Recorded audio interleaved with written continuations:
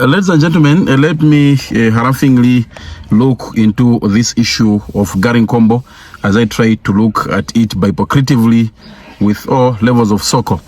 I've been compelled and propelled to look into this issue because it's a very gargantuan issue, not a bagatelle one.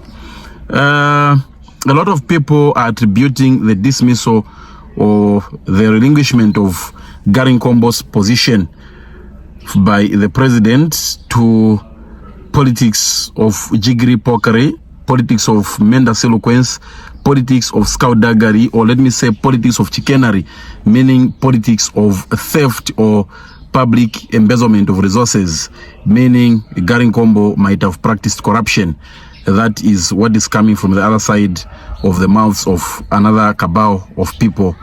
But from the look of things, as somebody who knows Garry Nkombo very well, I know him as a man of puritanical excrescence and hierophantic candor, a man who cannot dwell on that piazza of corruption. And for the president to take up such a seemingly Sisyphean task to dismiss Garry Nkombo, one of the most paramount and punctilious members of the UPND, somebody who fought tooth and nail to ensure that the UPND sits on that recliner that they're enjoying today, I know it may not have been something very easy with the president, but it is a bold decision that he undertook, and I believe that is to the most diaphanous and convivial situation of the party and government. He knows Garry Nkombo closer and well than we know him. Believe you me, the president has taken a suo moto decision to dismiss Garry Nkombo.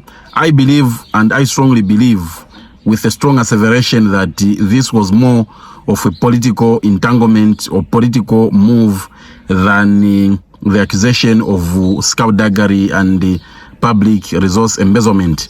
This on its own, from the look of things, the way I'm looking at it, is a political peregrination, very labyrinthinical. It is something that has gone into the crinkums of their political understanding. And we ought to respect the president's decision for lacerating and macadamizing his stance unto that. Of course, we know there are other leaders that are not lamb-like, that are not of the way we ought to think about them, that have the Machiavellian way of behavior that may have been very heinous and very, very dangerous and diabolical to the well-being of the people of Zambia and the resources of Zambia, of which I believe Garry Nkombo is not part of that cabal. If at all the president took that way to dismiss Garry Nkombo on corruption allegation like others are saying, it is very, very unfair, and it has to be poo-pooed by every compos mentis and fidus acetis homo sapiens, because I believe that within that vaudeville and the cabal of homo sapiens that lead us, there are a lot of them that are very, very pestilential and odoriferous when it comes to public embezzlement and the resource mismanagement. Therefore, we ought to respect the decision that the president has taken unto Garry Nkombo. Personally, I look at Garry Nkombo as a panorama and a picture of hard work. He's a very hard-working man, very dedicated, a very gargantuan and masquerosic leader in the political piazza and sphere of Zambia. And whatsoever labyrinthine and octopoided thing has befallen his way, I'm sure he's going to meander through the Intactices, the Oxbow Lakes, and also the rapids that come with being a politician of such magnitude. I believe this is for the well-being of the people of Zambia and also the UPND party. Otherwise, Mr. President has suo moto taken this decision and ought to be respected. I rest my case, but also this has to set a reminder to these other MPs that think they are comfortably seated on that recliner, that anytime soon the president can wake up to a whim and dismiss any of them. Nobody is lamb-like and nobody is immune to dismissal. This is just an exemplary gracia that the president is macadamizing his stance and to bring about the best out of the leadership that we have all envisaged and expected from his pronunciamiento, like he earlier alluded to.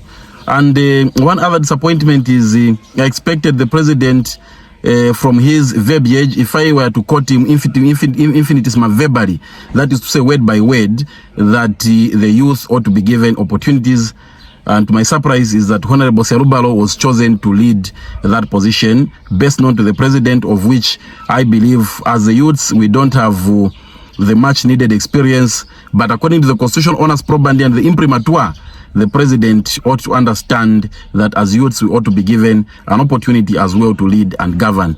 So come 2026, Mr. President, I beseech and importune as I supplicate you to consider a lot of youths to take this mantle of leadership and sit on that piazza of decision making and also be part and parcel of this leadership race that we have started. Otherwise, that is all I had to say on this issue. I rest my case. I've been your host, Professor Wanap Sawasanko Masuti, Warrant Officer Kraswar Mushiri Battalion, Piasu.